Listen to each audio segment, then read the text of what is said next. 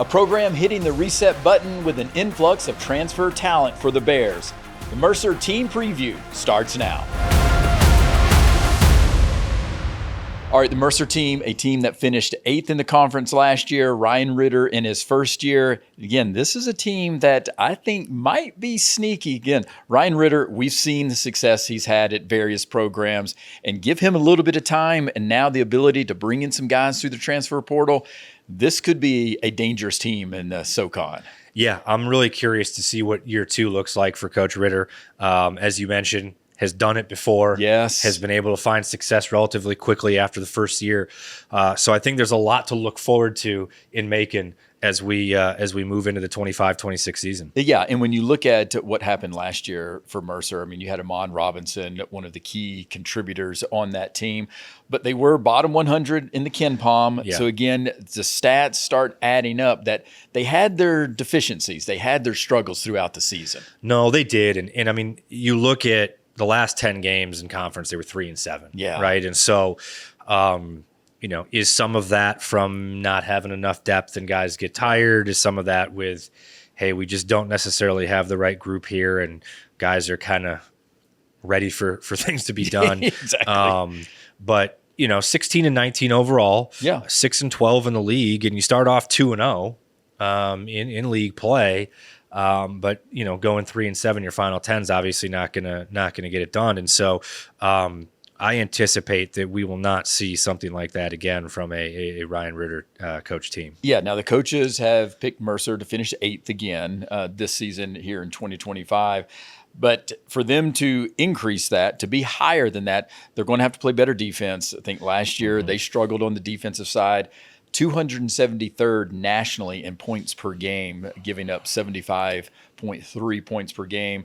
But they played at a fast tempo. Yeah, and they did. This is a team that also averaged 71 possessions per game, which was the fastest tempo in the Southern Conference. And then you also put the struggles there on the offensive side for Mercer, especially at the free throw line. Yeah. That's what also added up to some of those struggles down the stretch. No, it certainly did. And, I think when you look at the makeup of this team last year, obviously they had a little bit of a limited window to be able to put the roster together. You had some guys that were left from the previous staff, and it just didn't look like the pieces all fit together the way that they wanted to play under Coach Ritter. Yeah, no question. And then some of those pieces that now the void is there, as we talked about with Ahmad Robinson, 17 points per game, 165 assists, but it did have 131 turnovers there last season. So it was a feast or famine type of scenario. And I think we saw a lot of that, especially in the conference tournament there in Asheville. But you lose 7 of the top 8 scorers there. So you're having to replace basically 72 points per game. So that's a lot right there when you're looking at it from a perspective of Ahmad Robinson, Chip Johnson. And so that offensive engine that you had last year is completely gone now. And especially a primary shooter is gone. No, 100%. I mean, the top leading scorer that's back is Brady Shoulders. Yeah. And frankly, really the only guy back that played significant minutes last year. He's year. the only significant returning piece of this team. That's what's so crazy. But Brady Shoulders is that guy that I saw some really good things from him last year as a freshman, now in his sophomore year. I think this is one of those high-level character type of guys, strong work ethic, and also high IQ on the basketball side. That seems to fit exactly what Ryan Ritter is looking for. Yeah, he strikes me as a guy that's a really good program builder for them to build their culture that they want at Mercer. And, I think you mentioned them playing at a very fast pace. Part of being able to do that on the offensive end are having the personnel to be able to, 1, play at that pace, and 2, value the basketball at that pace. You mentioned the high level of turnovers. So I think that with some of these newcomers, we're going to see a little bit of different ability to handle that level of pace for the Mercer Bears this upcoming year. Also, as you know, and it's one thing to have that type of pace on the offensive side, but can you also have that type of intensity on the defensive side as well. And unfortunately, at times, one seems to fall off, and it's those teams that can do both that can excel, and especially in this conference. And going back to Brady Shoulders, though, I think he can be that stability piece there for Ryan Ritter. I mean, this is a guy now as a sophomore has been voted team captain. Yeah. And how many times do you see that as a sophomore? Not often. Being voted team captain, and especially when you have an influx of guys that are just getting to know the program. So it shows me that pretty quickly people came in, and we'll talk about some of these key guys coming in through the transfer portal, that they get there to Macon and they recognize pretty quickly, okay, this guy Shoulders is somebody that can lead this team. No, certainly. And my hope with this new group as well is that, a lot of times when we talk about, defense leading to offense, bad offense sometimes leads to really poor defense. Yes, it does. And so what I mean by that is, I think last year at times they didn't necessarily have the personnel that they wanted in place to be able to play at the pace that Coach Ritter wants to play at. And when you have early shot clock possessions where the ball goes up and you're not a highly efficient offensive team, you create a lot of easy transition for the opposing team. And it's really hard to set your defense in transition, right? And so I would suspect just on having a roster that's, I think, a little bit more fit for how they want to play and a more efficient offense and some more balanced scoring, that they will be better defensively. Because at the end of the day, it is really hard to be an elite defensive team when you play at a really fast pace. It is. It just is. That was my point. That's not an excuse to say that you can't be a good defensive team. Yes. But it is very hard to be an elite defensive team when you play at that pace. Because something has to give. It's so hard to maintain that level on both ends of the court, and that's where it can be a challenge. And that's why it's even more so ultra, uber, whatever word you want to use, important that you find the guys that can fit that type of style of play. Can you get some athletic guys that are able to come in and be contributors? And so for Ryan Ritter coming through the transfer portal, you've got Kyle Cuff, athletic combo guard out of Syracuse. He could be a guy that you could look at for some minutes.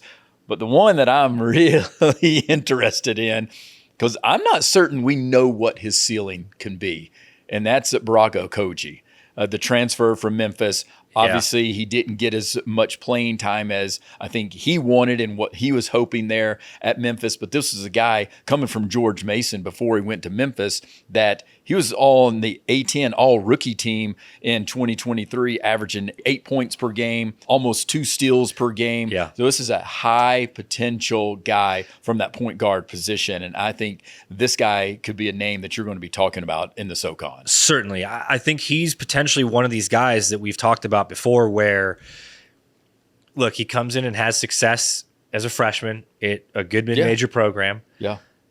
And, starts to probably feel himself a little bit and get some bigger money offers to go to the high major level and goes, and it might be a little bit of a stretch. That's right. From a level perspective. Or a fit thing. Or a fit. 100%. Fit is equally as important. And now he comes back down to that mid-major level.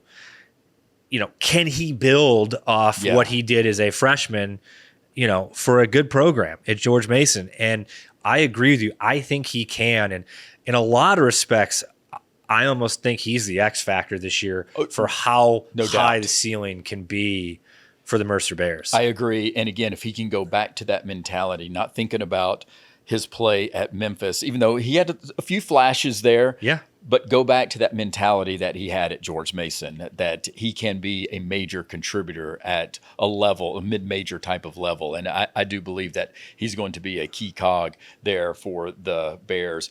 Quentin Perkins, the second, Indian Hills, I should say, a really good JUCO program. Are you kidding me? Yeah. So, this guy, again, from a guard perspective, very efficient at the JUCO level. 51, almost 52% from the field, 48% from beyond the arc. Now, maybe not a lot of volume per se, but again, if you're shooting that type of clip right there, that's something that can be significant. Certainly. And we know Ryan Ritter, he knows how to go evaluate JUCO players. I mean, he spent some time at a JUCO level. So there's no doubt that I think Perkins II, he could come in and be a contributor. Yeah, he's a really intriguing piece to this puzzle. And I think one of the biggest parts of that is the point you make about Coach Ritter's ability to go recruit the JUCO level. No doubt. This just strikes me as a very strategic fit. Yes. Not that he was going unrecruited, but that's right. This is a guy that we think fits our program really well and can come in here immediately and be a difference maker. Yeah, no question. Then you also look at Zaire Williams, out of Wagner, grad transfer. Here we go. Steady, a veteran type of guy, knows this level of basketball. And again, can he come in and be not only a scorer, average 12 points per game, didn't shoot it all that well, 34% from beyond the arc, but what we've also talked about in terms of, can you find some guys that can help you on the defensive side? And this guy, he can body you up. He's a defender. And so this is another guy that I think can come in. It might not be that scorer that you need, but you've already got some guys that could fill that role. But can he be that guy that can be that complementary piece, but also be one of your forefront guys on the defensive side? Certainly. I think for Zaire Williams, you obviously want him to have a similar level of production this year that he had at Mercer. I mean, he was an all-league guard there. But to your point, I think the big piece here is utilizing him on the defensive side of the ball. Yes. Can he be, and I use this term over and over again, but can he be the head of the snake on the defensive side of the ball where he's hawking other teams' point guards and making it hard? Just making life difficult. Yes. Make it hard to get into our stuff. That's right. And I think if you can do that alone, you are going to see better defensive efficiency numbers for sure, And so I think the only thing for me, because I am very intrigued by, as we've talked about some of these guys, the only thing for me, and it's hard to avoid at this point somewhat, but all these guys they're on their third and fourth schools. Oh yes, and that's right. So that's the one thing. I know it's harder and harder to do now because guys are bounced around so often. That's right. But that's the one thing that I think of from a chemistry perspective. You start going 3-4 schools. I mean, that's a new school every year. That's still in the minority. That's right. Because think about it in this terms, as we talked about, what I think that Ryan Ritter prides himself on is trying to find those guys that are, high trust and high level character type of guys, and high IQ from the basketball side, but also physical, going to work hard, all of that. And I think there's something that we automatically look at when you're seeing a guy that is transferred to 3 or 4 different schools, is that, he might be a low character type of guy because he's like given up on his team or whatever. Yeah. And so that's why it's even more important, are you vetting these guys out? Certainly. And again, making sure you dive into the granular details as far as what led a particular player to move multiple times. Right. Because it might not just be as simple, he just gave up. There might be some, unique circumstances that to lead to that. And so can Ryan Ritter and his staff, can they bring all of that together? And again, going back to what you're talking about, even like a Connor Servin, Virginia Tech, Eastern Michigan, experienced stretch forward type of guy. Yeah. But again, so now how quickly can you meld these guys together? And even a Benji Pierre out of San Diego, again, a perimeter oriented type of forward that he's going to have to improve on his 3-point shot. But the one that I'm really also interested at, because he's got the all-name team, that's for certain. That's Armani Mighty. 6'10", out of Central Michigan, and obviously Boston College there, but an athletic big and a potential rim protector. We know that, obviously, with his size. But on the offensive side, might be a little bit of a project, But if you have the opportunity, if he can give you some offensive production and start develop, I mean, this guy, there's no question based on his size, he can be a huge impact for Mercer and even in the Southern Conference. Absolutely. And, you've mentioned it before. There seems to be a little bit of a shift in the league to some more size in the front court. And it's not to say that you absolutely have to have offensive, or you don't want offensive production out of those guys. You certainly want some offensive production. Yeah. You never really want to have a guy out there that you can basically play 5-on-4 offensively. 4-on-5 offensively. But if you can just get him to rebound, be rim protector, and in a physical force, yes, you're gonna see the benefit of that. Hopefully he can play at the tempo that Coach Ritter wants to play at. That's right. But like you mentioned, so he might not be giving you 30 minutes per game. He just might not. But if you can get to your point, if you can get 20 good minutes out of a guy that's going to change some shots at the rim, and be a physical presence on the defensive side of the floor and fill up space on the offensive side of the floor from an offensive rebounding perspective.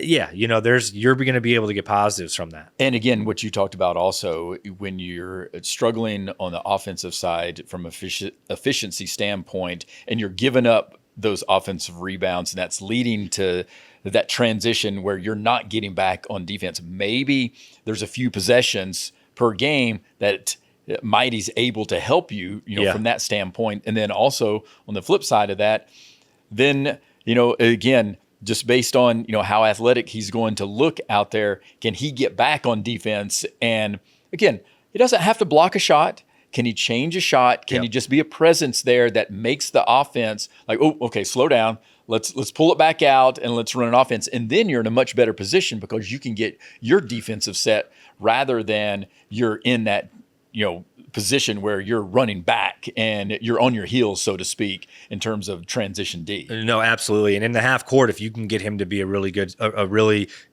screener, you're gonna really open things up for your guards. Plays. Absolutely. Yes, exactly. You're going to have some of that. Well, we know, again, you give Ryan Ritter some time. Yeah. I think there's an opportunity of some success, especially can he get his up-tempo style implemented with these guys coming in and maintaining that pace that we know that he likes to do. But you're going to have to improve efficiency on both the offense and defensive side. And also, you're going to have to play better defense, even defending the three-point shot. Because, again, this is a league that they rely heavily on the three-point shot. And then, obviously, who's going to really step up and replace Robinson and Johnson there? And I think Okogie has the potential of doing that. I'm really, really intrigued by what his ceiling can be in the Southern Conference. Yeah, I think he's got a chance to be one of the more underrated mid-major recruits if he can live up to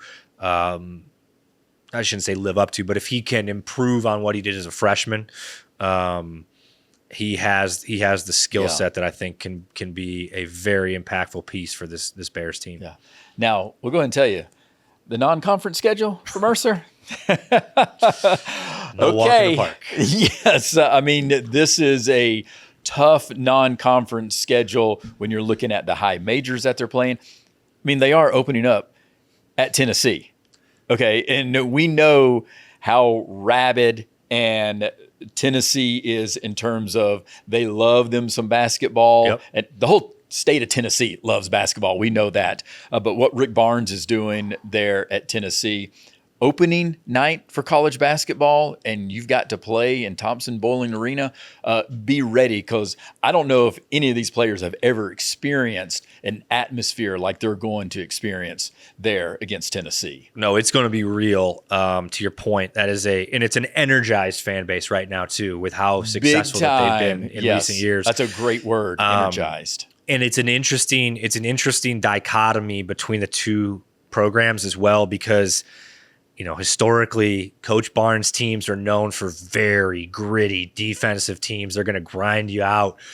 Well, from an intriguing perspective, can Mercer make it into a little bit of a track meet in any capacity and get Tennessee out of their comfort zone? Yeah. The flip side, is it I think can be really scary high major matchup for a program like Mercer, because if they can't get up and down, which is the hallmark of what Coach Ritter wants to do, can you successfully, especially opening night, play in the half court and remain competitive against that's going to be tough because Tennessee team? You're going to have to score. And Tennessee, we know, hello, Rick Barnes defense, they're going to slow people down numerous times. So I agree. That's a tough position. And then also just even some of the other games. At Clemson is another one. Yeah. At Washington State is another one. And, that's a hard place to get to. Man, I mean, they're going from Orlando to Pullman, Washington. I've been through Pullman, Washington once on a fond memories there. I have to say, so we played Idaho, and Moscow, Idaho is actually from a view perspective, it was beautiful because it's in the mountains. But man, both places in the middle of nowhere. So getting to Pullman is not going to be an easy task. It's going to be a full day of travel. That is going to be a difficult matchup for them just on their bodies in particular with the travel and the time change. Well, it'll set them up obviously for conference schedule. Again, I would suspect that you're going to see physical play from Mercer. Again, I think that's a staple of Ryan Ritter throughout the years. He loves physicality. And again, I don't know how often he goes 5-on-0 in practice. I would imagine it's everybody, bone on bone. They're going at each other, during practice from that standpoint. But when you look at this team, this roster, and again, I think the collection of talent that we see on paper, it's all about how quickly can they mesh and, be able to execute a fast-paced offense, but also can they improve defensively? That's going to be a big part of success in the Southern Conference for Mercer. It certainly is, and we talked a little bit about it before, but he's got a track record of building programs. And so he was 8-22 his first year at UT Martin. Well, they won 19 games in year 2 and 21 in year 3. Exactly. Right. And so I certainly think that they will be better defensively, partially just because I think they have more offensive firepower and they're going to be able to be more efficient. And as we talked about, when that ball goes through the hoop, you have time to set up your defense. No doubt. And so I think that alone, they're going to be a more efficient offensive team, which is going to allow them to be a better defensive team as well. Yeah, and can they be a better free throw shooting team? Yeah. Again, they're going to have to be able to improve that. All right, their floor. Where would you put their floor? I think their floor is, if things don't work out, it's 9 or 10. Yes, I agree. I was going to say 9th. I think they're based on, you've got to have the continuity. You've got to have that come together. A tough schedule in the non-conference, and you can't allow that to affect you in terms of what the conference schedule could be. And again, how many times we talk about, you have distinct parts of the year. The non-conference, you get through that, then it's a clean slate. Then you have the conference schedule. You get through that clean slate, and then it's the postseason there in Asheville at the conference tournament. So 3 distinct seasons within one.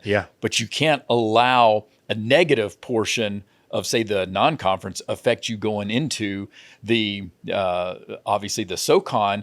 But I would also be worried about, could you get too beat up with the hard schedule like they have? To me, that's a real legitimate question, because there's something to be said just from a confidence perspective about winning a certain amount of games, especially in your non-conference schedule, coming off, frankly, the year that they had where there were some significant question marks last year, and then coming into this year with an almost entirely new roster.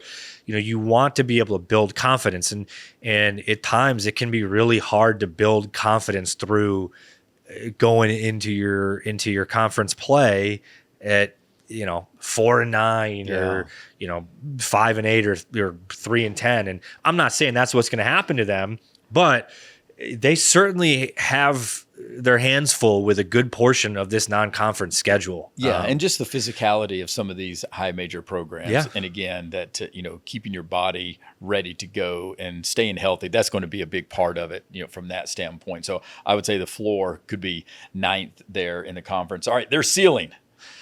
Where are we landing on the ceiling? Yeah, I see their ceiling probably more as 7, but could convince me at 6 if things go well. Again, as we've kind of talked about throughout these episodes, if some people don't live up to the hype at other places, or there's some injuries and things really click at Mercer, I have confidence based on Ryan Ritter's background of building programs that they could take a big jump.